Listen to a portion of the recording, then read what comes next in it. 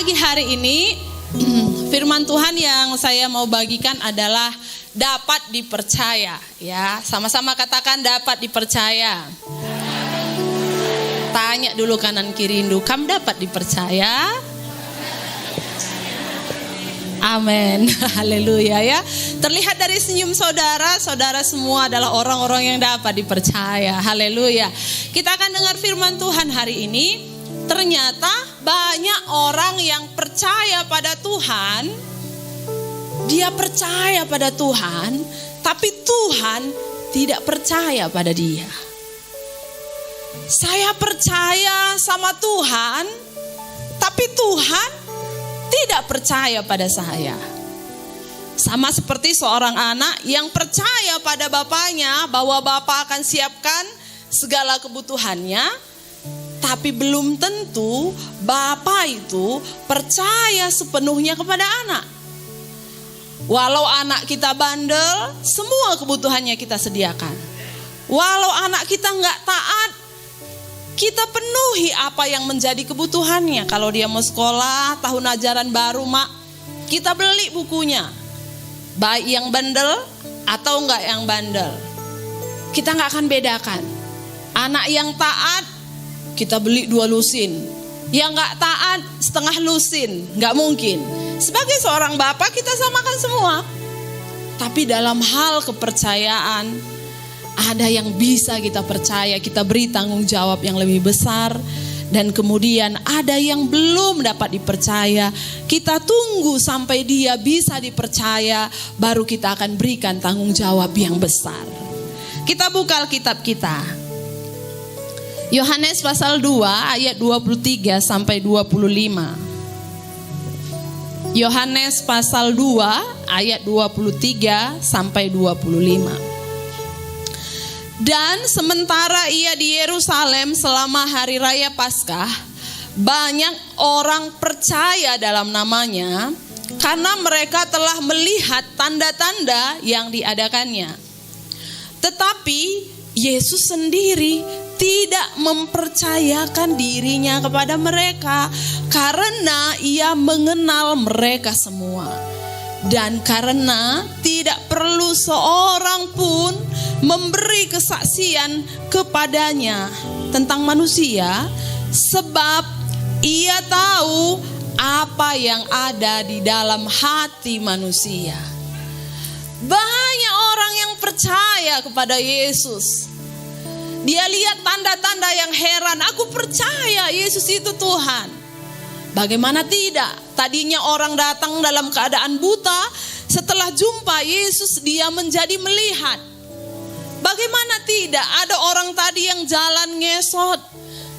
Setelah jumpa Yesus bisa berdiri tegak, melompat-lompat memuji Tuhan. Bahkan ada orang yang tadi sudah mati, kemudian Yesus berkata bangkit, dan dia bangkit. Sehingga orang banyak bilang, aku percaya, aku percaya, aku percaya. Tapi Yesus sendiri di ayat 24 tidak mempercayakan dirinya kepada mereka. Karena apa? Ia mengenal mereka semua. Katakan samping kiri kanan dulu, Tuhan mengenal kamu. Tuhan mengenal kita saudara. Tidak perlu saya lapor Tuhan. Tuhan, Mama Tasya itu Tuhan rajin beribadah. Aku gak perlu kasih tahu. Tuhan tahu. Aku tidak perlu kasih tahu. Kakak Mama Daniel itu Tuhan, dia itu pelayan di gereja. Aku tidak perlu kasih tahu. Tuhan tahu. Dan kebalikannya, aku tidak perlu jelek-jelekkan kamu di hadapan Tuhan. Tuhan tahu. Kamu tidak perlu kasih tahu aku, tante itu Tuhan, dia begini, dia suka lupa. Tuhan gak perlu kasih tahu. Tuhan tahu. Tuhan tahu apa yang ada di dalam hati kita. Makanya ada orang yang dipercaya Tuhan, ada orang yang masih ditunggu sampai dia bisa menjadi orang yang dipercaya oleh Tuhan. Bapak di dunia akan mempercayakan anaknya sejauh anak itu dapat dipercaya. Saya ulang ya, seorang bapak di dunia kita sebagai orang tua akan mempercayakan anak kita sejauh dia dapat dipercaya. Awal-awal kelas 2 anak saya yang kembar, awal kelas 2 sudah mulai masuk ke sekolah. Setelah COVID kelas 1 dia belajar dari rumah. Kelas 2 dia bilang gini sama saya, "Mak, jajan kami per minggu saja. Gak usah per hari, Mak, per minggu saja." Ku bilang, "Bisa nanti kalian mengatur?" "Bisa, Mak." Oke, akhirnya kami hitung 1 hari 10.000, 6 hari 60.000. Hari Minggu kan beda ya, hari Minggu beda. Nanti hari Minggu kita sama-sama beribadah, persembahannya nanti mama yang kasih, jajannya juga. Jadi kita hitung 6 hari. Akhirnya setelah setuju, kembar 1 kasih 60, kembar yang lainnya 60. Hari Senin masih aman, hari Selasa masih aman. Hari Rabu 1 kembar udah ongkos pun tak ada. Dari mana aku tahu? Kembarnya lapor, "Mak, dia gak ada lagi uangnya." "Gak apa-apa, ongkosnya masih ada." "Gak ada lagi, Mak." Langsung ku tanya, "Kemana kamu buat nakku?" "Ku beli mainan ini 10.000, Mak. Yang ini lagi 10.000, Mak. Ini 10.000, Mak. Habis uangku." "Jadi tadi dari mana mau ongkos du?" Dikasihnya, dia bilang, "Nanti ku kasih ongkosmu." "Jajan kalian dari mana?"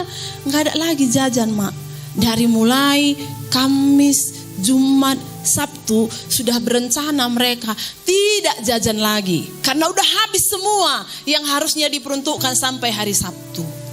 Dan sejak itu sampai sekarang belum pernah lagi kupercayakan mereka pegang uang 60.000 untuk jajan ongkos mereka sampai Sabtu.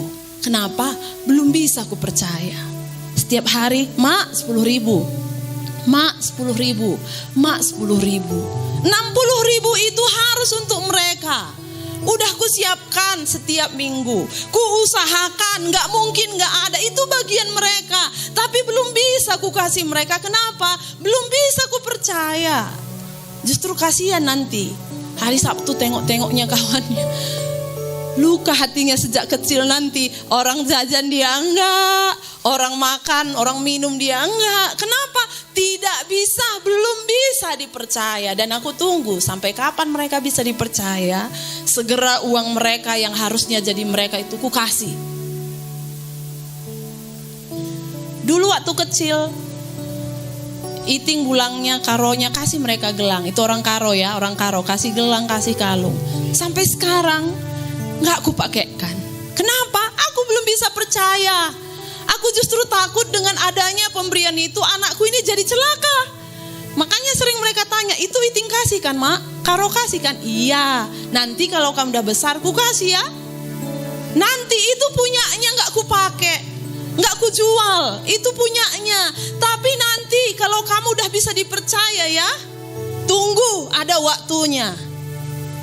Ada satu kembar itu suka lihat, suka berhias-hias. Dia bilang, "Suka aku, Mak. Ada nama aku itu kan?" "Iya, nanti kalau sudah bisa dipercaya." Begitu juga dengan hidup kita, Bapak Ibu. Berkat ini sudah jadi punya kita. Udah ada labelnya, kembar Yosefin, punyanya.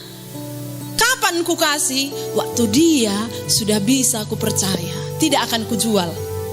Berkat yang Tuhan sediakan dalam hidup kita masing-masing sudah ada namanya Tasya. Sudah ada namanya IJ, sudah ada namanya. Tapi Tuhan menunggu kapan kita bisa dipercaya.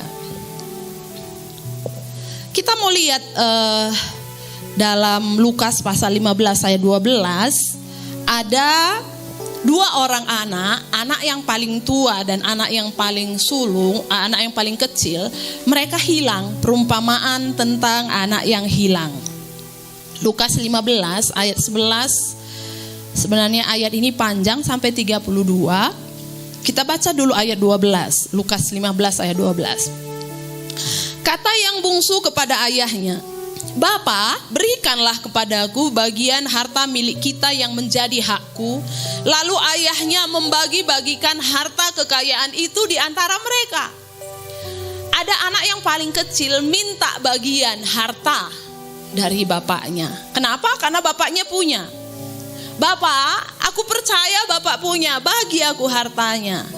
Dan Bapak ini akhirnya kasih pada anak yang paling kecil ini, Nak Kundi.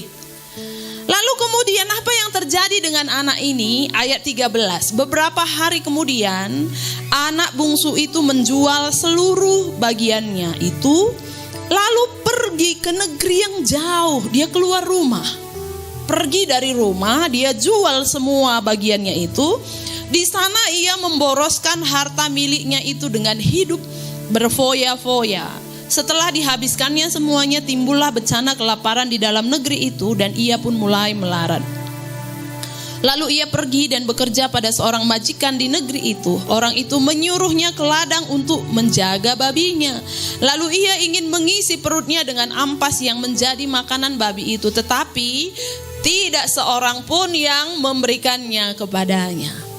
Anak yang paling kecil ini tadi, anak yang bungsu ini tadi, tidak mau hidup di rumah. Aku mau pergi saja keluar. Aku mau poya-poyakan di luar. Tak apa yang dilakukannya, pokoknya habislah uang tadi. Semuanya habis. Sampai dia pun mengalami kelaparan, tinggal di rumah seorang yang punya peternakan babi. Dia menjaga babi. Makanan babi itu pun tidak diberikan untuk dimakannya. Dia keluar dari rumah. Saya mendapat sebuah pemahaman ibu bapak bahwa rumah adalah salah satu tempat proses hidup yang akan bisa menentukan saya bisa dipercaya atau tidak. Rumah adalah tempat proses hidup yang benar-benar kalau kita bisa merespon dengan baik, itu akan menghasilkan kita adalah orang yang bisa dipercaya atau tidak. Sering kita bilang, kenapa suamiku ini gak berubah-berubah? Kenapa istriku ini tidak berubah? Kenapa anakku ini begini terus? Kenapa tetanggaku ini begini terus? Ternyata kalau kita renungkan, sebenarnya itu sebuah proses Bapak Ibu. Itu proses untuk kita. Itu proses untuk kita semua. Supaya apa? Supaya kita benar-benar bisa menjadi orang, tercipta menjadi orang yang dipercaya. Bisakah kita sabar? Bisakah kita mengampuni? Bisakah kita rela berbagi? Bisakah rela kuping kita mendengar? Bisakah mulut kita berkata dengan baik? Bisakah tangan kita dengan ringan membantu dan menolong orang lain? Itu semua proses. Proses yang kalau kita respect, kita terima, kita tanggapi dengan baik, itu akan menghasilkan pribadi-pribadi yang dapat dipercaya. Anak yang paling kecil hilang, dia pergi keluar, dia hilang, tidak mau diproses, aku keluar saja. Tapi setelah dia keluar, dia pun harus pulang lagi ke rumah untuk melalui proses yang sama, tapi sudah dalam keadaan yang babak belur. Perumpamaan tentang anak yang hilang, ternyata bukan yang paling kecil saja yang hilang, ternyata yang besar pun hilang. Kenapa? Di ayat yang ke-28, karena setelah anak ini pulang, anak yang kecil tadi akhirnya pulang ke rumah, sudah babak belur, baju compang-camping, muka kusut, rambut gak bersisir. Mungkin seperti apalah saudara bayangkan lah ya, orang yang sudah jelek, gak makan-makan, hidupnya berantakan, mandi tidak. Wah, begitulah pulang ke rumah. Tapi bapak itu baik. Walau begitu dia tetap sambut anaknya dan dia buat pesta. Lalu apa yang terjadi dengan anak yang paling tua? Ayat 27. Jawab hamba itu, adikmu telah kembali dan ayahmu telah menyembelih anak lembu tambun karena ia mendapatnya kembali dengan sehat. Maka marahlah anak sulung itu dan ia tidak mau masuk. Lalu ayahnya keluar dan berbicara dengan dia. Ayat 29. Tetapi ia menjawab ayahnya, katanya, telah bertahun-tahun aku melayani Bapa dan belum pernah aku melanggar perintah Bapa. Tetapi kepadaku belum pernah Bapa memberikan seekor anak kambing untuk bersuka cita dengan sahabat-sahabatku. Yang paling tua memang gak keluar dari rumah, tetap di dalam proses, gak keluar, tapi hilang juga. Buktinya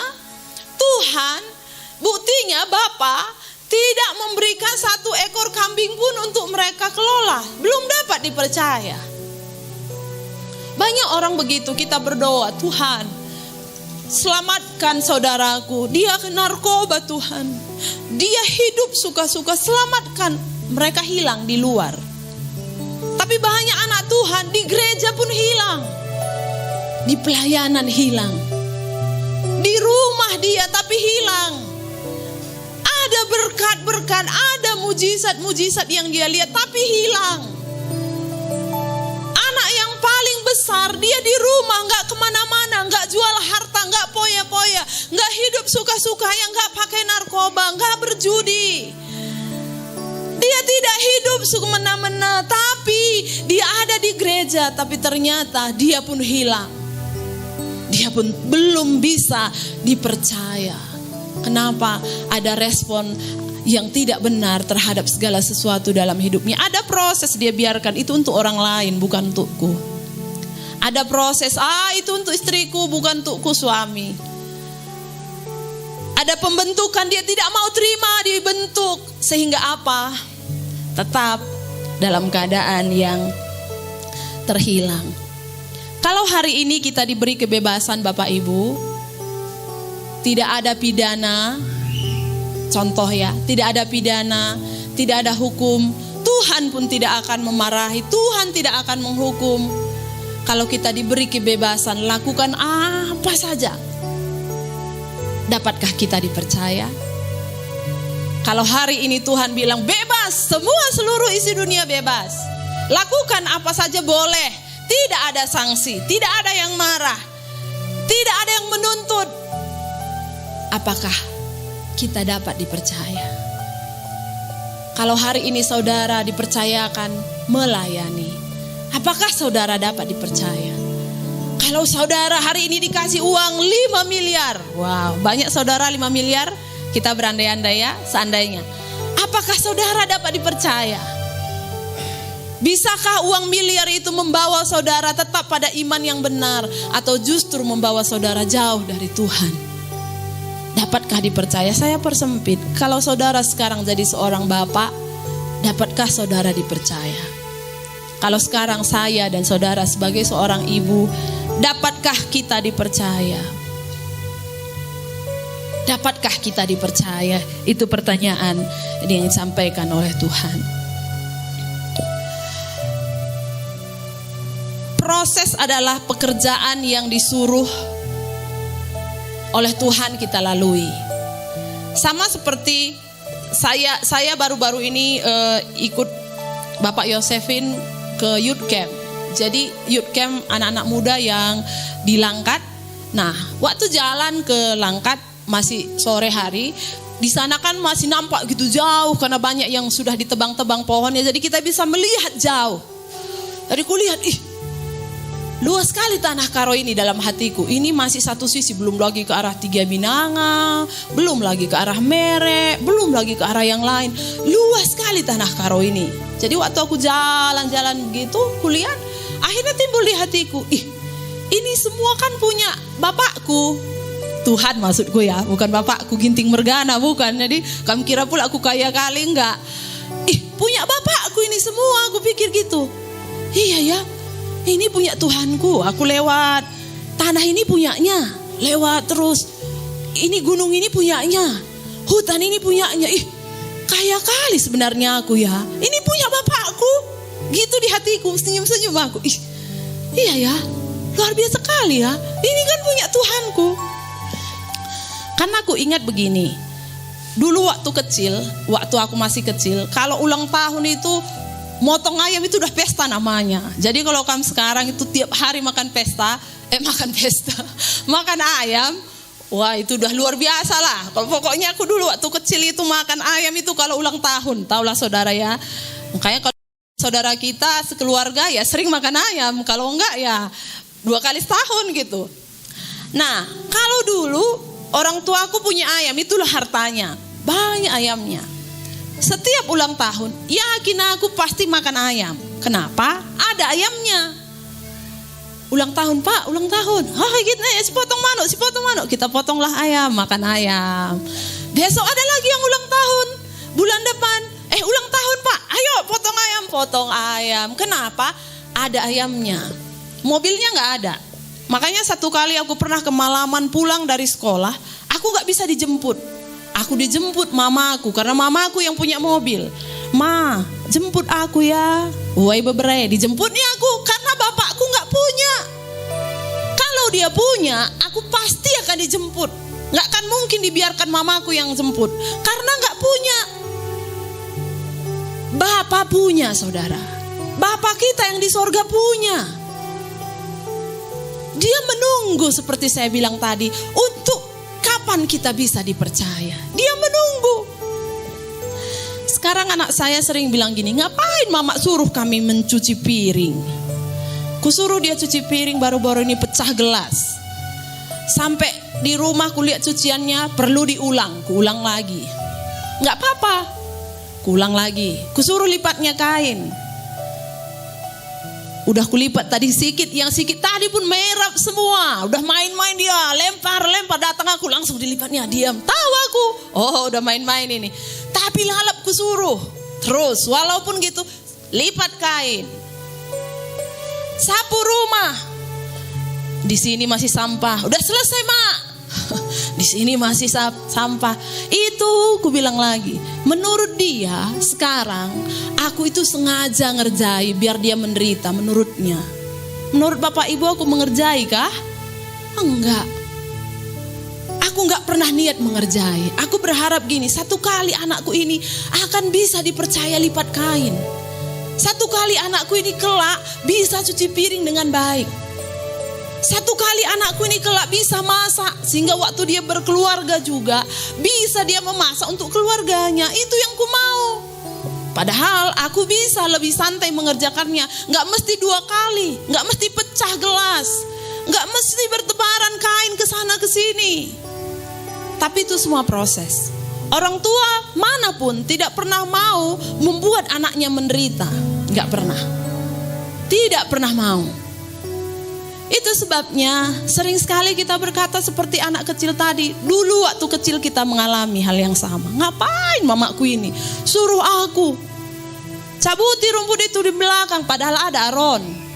Aron itu cepat dibikinnya, tapi ngapain aku harus kerja, capek, ngapain begini? Kita bersungut-sungut kan? Tapi sekarang kita bilang begini, untung mamaku dulu suruh aku.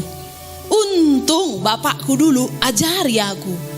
Untung dulu mamaku marah aku pulang malam. Kalau enggak jadi apapun aku hari ini. Sekarang kita tahu kan, dulu kita bilang kejam kali bapakku ini.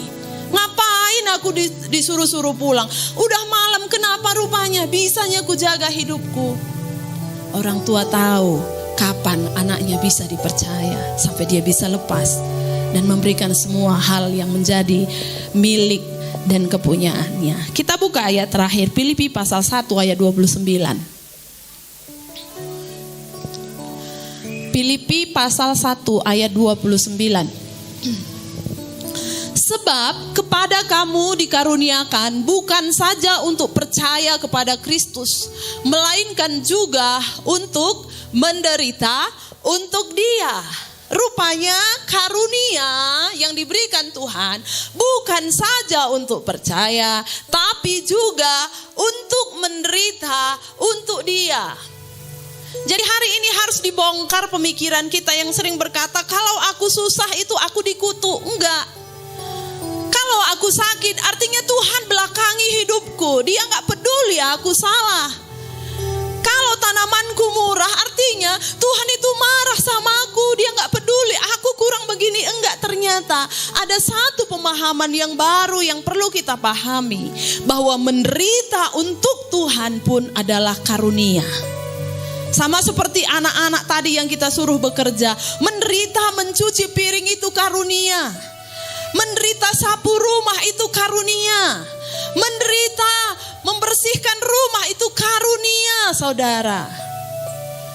Tadi hari ini punya pemahaman yang baru. Kalaupun kita menderita, itu sebuah karunia yang Tuhan sedang berikan kepada kita. Dan kalau kita respect dengan benar, akan membentuk hidup kita menjadi orang-orang yang tambah dipercaya. Tambah dipercaya, tambah dipercaya. Saatnya akan tiba, apa yang sudah disiapkan oleh Bapa akan diberikannya kepada orang-orang yang bisa dipercaya oleh Tuhan. Kesaksian zaman dulu, zaman Tuhan Yesus dan zaman sekarang sangat berbeda, saudara. Kalau sekarang kita bersaksi, ada orang bersaksi bilang begini, dia maju ke depan, puji Tuhan, haleluya. Bapak Ibu, saya mau bersaksi. Dia bilang kan, tahun 2020 saya ini jahat luar biasa. Saya suka mencuri, saya suka berbohong, saya suka mengambil yang bukan punya saya. Seluruh kampung tahu saya orang yang jahat. Tapi bulan April Tuhan jamah saya, saudara. Katanya gitu ya, dia bersaksi. Tuhan ubah hidup saya. Saya tahu saya berdosa, saya minta ampun sama Tuhan. Semua waktu itu sudah habis. Akhirnya dengan iman percaya saya mulai bisnis baru. Saya buka peternakan babi. Saya ingatnya babi karena tadi ngomong babi. Saya buka peternakan babi. Saya berdoa, saya serahkan sama Tuhan. Tiap pagi saya doakan babinya. Puji Tuhan, saudara, berkembang peternakan saya. Sehingga di Kecamatan Dolar Rakyat ini tiap kampung ada peternakan babi saya. Pasti ke semua tepuk tangan sih. Keren ya kan? Puji Tuhan, saudara. Kalau saya bisa, saudara pun pasti bisa. Amin. Apa kita jawab? Amin. Coba bandingkan kalau Paulus yang bersaksi ya, yang di Alkitab ya, Paulus. Puji Tuhan. Kita jawab haleluya. Saudara-saudara, sebelum saya kenal Tuhan, saya ini terkenal di kota saya. Saya ini ditakuti, kalau saya datang pasti dibuat karpet merah. Saya jalan duduk paling depan. Itu kan Paulus ya. Paulus itu sebelum kenal Tuhan begitu. Saya disajikan minum, saya dihormati, saya dihargai. Puji Tuhan, setelah kenal Tuhan, saya hidupnya berantakan. Makan pun kadang-kadang gak ada.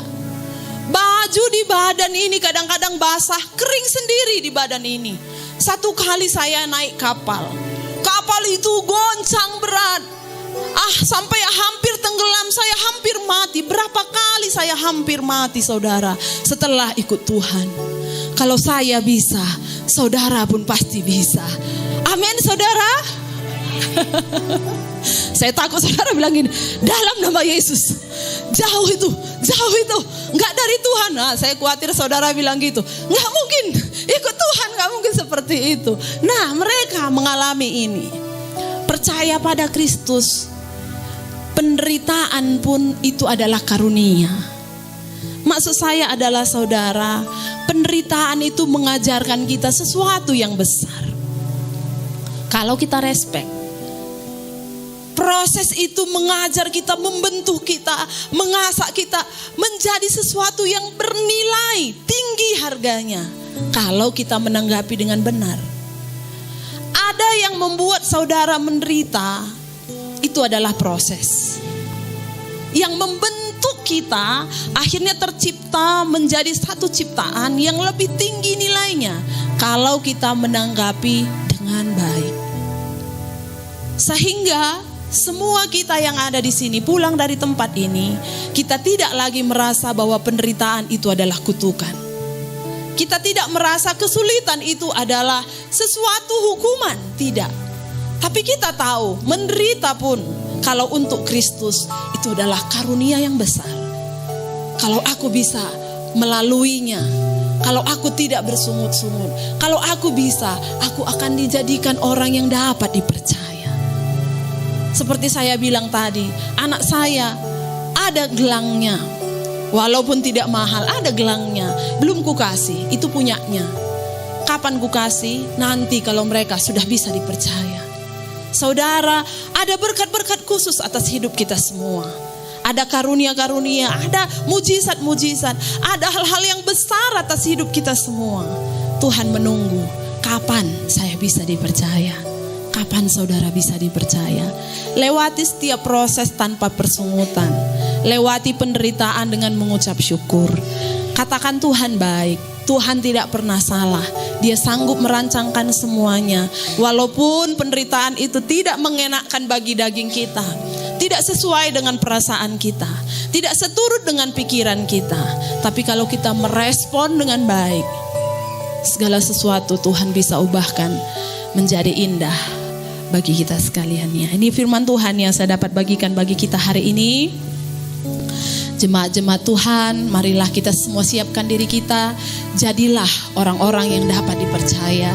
Jadilah orang-orang yang merespon dengan baik setiap hal yang Tuhan izinkan terjadi dalam hidup kita. Haleluya.